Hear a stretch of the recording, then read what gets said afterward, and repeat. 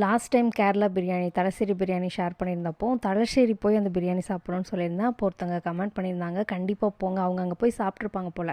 தலശ്ശേரியில் பேரடைஸ்னு ஒரு ஹோட்டல் இருக்கும், அங்கே ட்ரை பண்ணுங்கள், பீச் வியூவோடு உட்காந்து சாப்பிட்றதுக்கு சூப்பராக இருக்கும். நிறைய ஹோட்டல்ஸ் இருக்கும், பட் பேரடைஸ் வந்து அவங்க மென்ஷன் பண்ணி சொல்லியிருந்தாங்க நல்லாயிருக்கும் அப்படின்னு சொல்லிட்டு.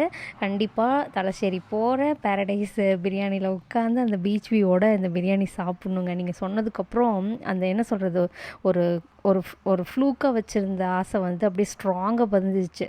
தலശ്ശേரி பேரடைஸ் ஹோட்டல் பீச் வியூ பிரியாணின்னு சொல்லிட்டு அந்த கமெண்ட் பண்ணவங்களுக்கு ரொம்ப ரொம்ப நன்றிங்க. அதே மாதிரி இது வந்து பார்த்திங்கன்னா ஒரு சாட்டர்டே வாக்கில் கேரளா போக வேண்டிய வேலை இருந்தது வீட்டில்.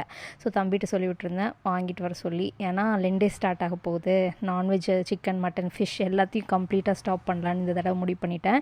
எப்போவும் முடிவு பண்ணி ஒழுங்காக ஃபாலோ பண்ண மாட்டேன், பட் இந்த தடவை ரொம்ப ஸ்ட்ராங்காக ஃபாலோ பண்ணணுன்ட்டு இருக்கேன். எக் மட்டும் ப்ரோட்டீன் சோர்ஸ்க்காக வச்சுக்கலாம் அப்படின்னு சொல்லி பிளான் பண்ணியிருக்கேன். இதுக்கு முக்கிய காரணம் வந்து பார்த்திங்கன்னா, எனக்கு இந்த ஃபுட்டில் கொஞ்சம் இன்ட்ரெஸ்ட்டு ஆசைலாம் அதிகம். சந்தோஷமாக இருந்தாலும் சோகமாக இருந்தாலும் ஃபுட்டில் காமிச்சு அது ரியாக்ஷனை வந்து நம்ம வெயிட்டில் காமிச்சு ஹெல்த் ரொம்ப ஸ்பாயில் ஆகிடுது. ஸோ அதுக்காகவே ஹெல்த்துக்காகவே இந்த டிசிஷன் எடுத்திருக்கேன். அதே மாதிரி கேரளா வந்து எங்களுக்கு கொஞ்சம் பக்கங்க. காலையில் போனால் ஒரு வேலையை முடிச்சுட்டு லஞ்சுக்கு வந்து பிரியாணியோட வீட்டுக்கு வந்துடலாம்.